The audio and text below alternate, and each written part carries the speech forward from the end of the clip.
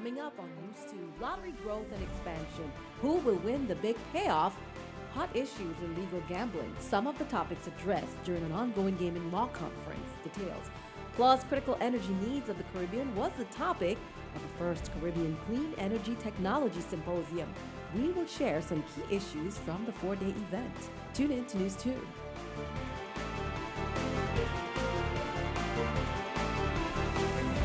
Hello, welcome. Thank you for joining us on this edition of NEWS2. I'm Sandra Gumansing. Topping our newscast, Governor Kenneth Mapp took action on a number of bills recently submitted to his office by the 31st legislature. The governor did wield his veto pen in a few instances, but he approved most of the legislation that came across his desk. One of them involves money, while we hospital officials have been waiting on. NEWS2's Erica Parsons has more. Wallaby officials are finally getting the funding they need to implement many of the improvements necessary to satisfy an agreement with the Centers for Medicare and Medicaid Services, or CMS. Last week, Governor Mapp approved a number of measures brought before his office. He approved parts of Bill 31-62. One section gives $7 million to Wanlouis Hospital to implement the Systems Improvement Agreement that would help the hospital keep its doors open. The governor approved 2 zoning measures in St. Thomas to support a 6-room bed and breakfast in one instance and a bar and restaurant in the other. He approved legislation mandating the government's health insurance board to submit proposals for expiring policies at least 4 months in advance to both the governor's and Senate's offices. The bill to appropriate $1 million to begin the legal fight against Hovensa was also approved by the governor. The governor said he reluctantly approved Bill 31-9. That legislation seeks to make the VI attractive to off-island video and music production companies. The governor says it has many technical and drafting errors that could create legal challenges later. Other legislation didn't fare quite so well. The governor vetoed part of the Hospitals and Medical Center Rescue Act that he called illegal. That section removed certain medical specialists from the definition of public employee in order to pay them higher salaries. He also vetoed a bill that would change the dates of the legislature's fiscal year to run from January to December, while the judicial and executive branch's fiscal year would remain from October to September. Erica Parsons, NEWS2. Now, Wanlouis Hospital officials in a statement thanked the governor and senators for providing the funding they need to maintain compliance with CMS. The International Masters of Gaming Law Conference is going on at Frenchman's Reef on St. Thomas until Tuesday. One of the hot topics was internet gaming, how it should be regulated, and why this can be good for the Virgin Islands. But what is possible is that regulators cooperate on a cross-border basis.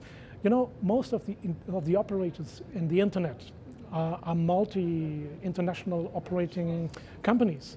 And so they appreciate if the standards are at least similar, are synchronized in a certain way. It's been very educating to me in terms of the amount of revenues we can realize based on internet gaming. Internet gaming, if we can get internet gaming up and running here in the Virgin Islands, it will be something that can really bring substantial revenue to the government.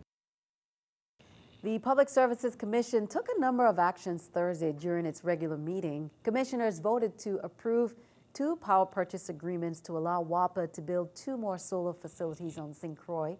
The board also authorized a fuel hedging program for WAPA. That action allows the authority to lock in lower rates for fuel when it's low on the market. The PSC also approved new minimum filing requirements when WAPA makes changes to the LEAC. An application for Momentum Telecom was put on hold during Thursday's meeting. Momentum submitted an application to provide telecommunications services in the VI. The territory's efforts to look for alternative energy options is paying off beyond the consumer savings they are aiming for. Some of those projects are putting us in the spotlight. An energy symposium that's the first of its kind in the region took place on St. Thomas last week. NEWS2's April Knight has more. In the Caribbean, the Virgin Islands is way ahead on alternative energy. That's why the first ever Caribbean Clean Energy Technology Symposium was held here. It was an effort of collaboration to get all of the energy ministries under one roof to discuss their alternative and renewable energy strategies that are happening in their respective jurisdictions. projects like WAPA's solar farm and propane conversion are part of the reason why the VI beat Caribbean islands like Jamaica and Puerto Rico in hosting this first conference. It's also the reason why Vice President Joe Biden recommended the territory during the first Caribbean Energy Symposium in Washington. The VI Energy Office continues to look to the future. It already purchased 2 Nissan Leafs, the first all-electric vehicles for the government fleet. The VI Economic Development Authority is also asking energy companies to bring their businesses here. EDA CEO Percival Clouden. We have many interested entities who want to capitalize on our program, which of course is the best in the world. It's a win-win situation, according to Clouden. The companies get exceptional tax breaks, the VI gets more jobs, a boost to the economy, and help with cutting the soaring costs of electricity. All of this is going to culminate in reducing the cost of power, and I think it's the mission of all of us. Reporting for News 2, I'm April Knight.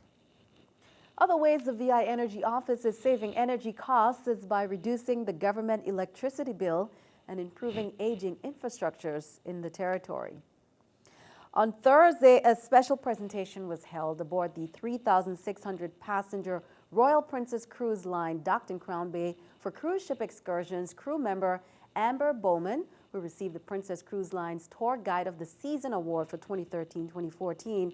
This is a highly prestigious honor, which is bestowed upon only one person on each Caribbean island that their ships visit. Members were treated to a tour of the ship that Kate, the Duchess of Cambridge, officially cut the rope during a naming ceremony for the Royal Princess in England in 2013. Amber Bowman has received this award based on the fantastic positive feedback from our passengers of their experience on tour with her as their tour guide. And now I would like to welcome up Shelley and Judy from Cruise Ship Excursions and representing Castaway Girl to accept the award on behalf of Amber. And Shelley's our general manager, who's been with us for 23 years, and we do our best and very much appreciate things as Judy. Thank you on behalf of Amber. She's absolutely delighted. Thank you all, and thank you again. Big congratulations to Amber, and that was Shelley Conway and Judy Reeve of Cruise Ship Excursions and Bonnie from the Princess Cruise Line. Now, Cruise Ship Excursions is also the proud recipient of their first annual Caribbean's Leading Tour Operator Award for 2014. They received that award on board the Liberty today. Also, high volume tour of the season went to Aqua Adventures. Low went to Virgin Excursions. Congratulations to all of the members. A state-of-the-art air ambulance service that will revolutionize critical care for people in need of emergency medical transport services throughout the Virgin Islands and the entire Caribbean officially unveiled its services on March 24th with a ribbon-cutting ceremony at the St. Thomas Jet Center for Aero MD. Guests enjoyed tours of the 2 air ambulances that are permanently based on St. Thomas. Attendees included doctors, nurses, and therapists involved in staffing the planes. They were all in attendance. Working with the hospitals and with the university here to not just operate a world-class fleet of air ambulances out of here, but also to expand it to training emergency care workers and making this a much broader outreach to the entire community. And turn it to crime reports. On Thursday, March 26, officers arrived at the Leicester Schneider Hospital in response to a report of an assault victim being treated. According to the report, the victim was accosted while in Sanchez Town, St. Thomas, by a black male later identified as Frederick's Bedminster. Bedminster had forcibly picked her up, according to reports, lifting her into the air despite her pleas not to do so. Putting her down, he then slapped her several times on her back, then pulled out a knife and attempted to slash her abdomen. Bedminster then stabbed her in the right palm. Bedminster was placed under arrest on the charge of third-degree assault. No bail was set. Turning our attention overseas, new details about the pilot suspected of intentionally crashing a jetliner carrying 150 people on board. German prosecutors confirmed they found evidence of suicidal issues in co-pilot Andres Lubitz's medical history. Prior to receiving his pilot's license, Lubitz was treated for suicidal thoughts In the French Alps, crews are building a road to the crash site so debris can be removed. So far, crews have recovered DNA from at least 78 victims. The COO of German Wings met with family members of the passengers. He said it was the saddest day of his life. Keeping our eye on the economy, here's the New York Stock Exchange with our stock market watch. The Dow, Nasdaq, S&P all up. The Dow 263, Nasdaq 56, S&P 25. Coming up on News 2, where you can go for the 98th Transfer Day commemoration this year. Ceremonies are in recognition of the 98th anniversary of the United States purchase of the territory from Denmark.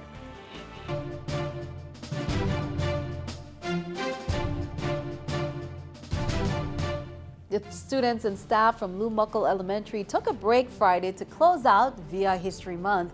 The school hosted a VI Cultural Day showcasing local foods, music, and traditions like steel pan and mukajumbis. There was also head wrapping, bambula, and basket weaving lessons. The celebration also featured old-time tools and toys from years gone by. We have our VI Cultural Day. We have cultural bearers from all around the island coming to share their wealth with the students. We have our own steel orchestra that performed earlier this morning. Our parents prepared a wonderful feast at the taste tent for the students. And our own assistant principal is one of our storytellers.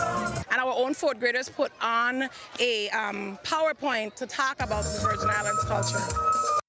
What a great celebration. Well, St. Croix Landmark Society and St. Croix Friends of Denmark Society is inviting the public to the 98th Transfer Days commemoration this year at Estate Wim Museum grounds. The grounds open at 9 a.m., but the program begins at 10. The ceremony, of course, is in recognition of the 98th anniversary of the United States purchase of the territory from Denmark. Transfer Day ceremonies will also be held on the grounds of Capitol Building on St. Thomas as well.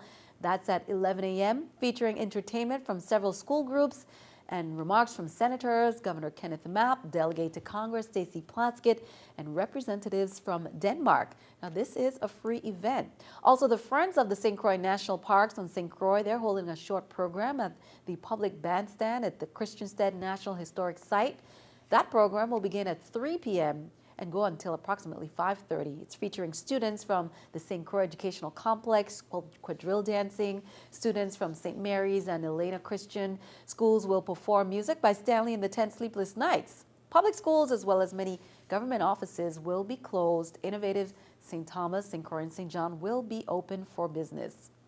Director Patrick Farrell of the Office of Veterans Affairs says plans are underway to recognize the 50th anniversary of the Vietnam War. Commemoration will be taking place throughout the territory in the month of April, and these are the dates. On April 14th at the Jackson Readiness Center on St. Croix, April 15th at the Westin St. John Ballroom, and April 16th at the Francis Readiness Center on St. Thomas. Director Farrell is asking all Virgin Islands Vietnam veterans to submit their names and mailing addresses in order to make sure they are on the invitation list or call by Wednesday, April 1st. Next of kin for deceased Vietnam veterans are also encouraged to submit their names as well. Last week, Congresswoman Stacey Plaskett applauded the Department of Veterans Affairs' decision to expand eligibility to a veteran choice program. It currently allows veterans who live more than 40 miles in a straight line from a VA facility or who face significant delays in scheduling an appointment to receive care in their communities at non-VA medical facilities. But now that has been amended to include driving distance in considering that 40-mile allowance. Plaskett said under this proposed fix, Virgin Islands veterans would be able to qualify for and use their choice cards at local medical facilities. We'll take in a look at the prices at the pumps. Pretty much the same. The wholesale price of gasoline and diesel fuel remains unchanged. Independent gas station operators in the territory are paying $2.38 per gallon for regular gasoline, $2.59 per gallon for premium gasoline, and $3.31 per gallon for diesel fuel when they buy their fuel wholesale from Hovensa. Those prices include the 14 cents per gallon tax that Hovensa collects for the government.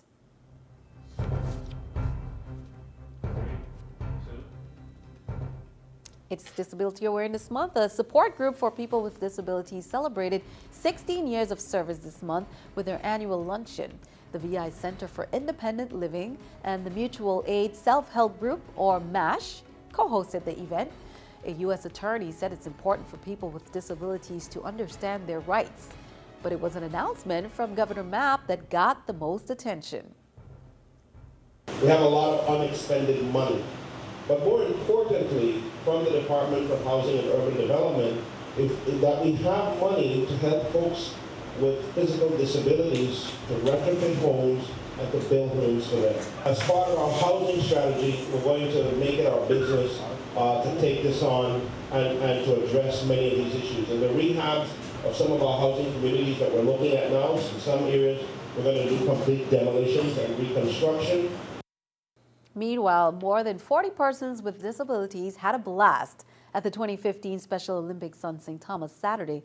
The games began with a law enforcement torch run, which raises funds for the Special Olympics movement. Then the games began from sprints to wheelchair races to long jumps and various ball games. Some Special Olympians will be sent to the World Games in Los Angeles in July. We have some very courageous young people out there with good and strong hearts, and why not? Why not help that cause? It's a program to help support their development and support them in basically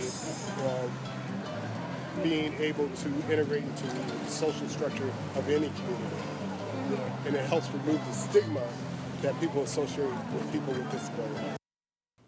Big congrats to our VI athletes. Job well done. Be sure to stick around. Your News2 AccuWeather forecast is coming up next.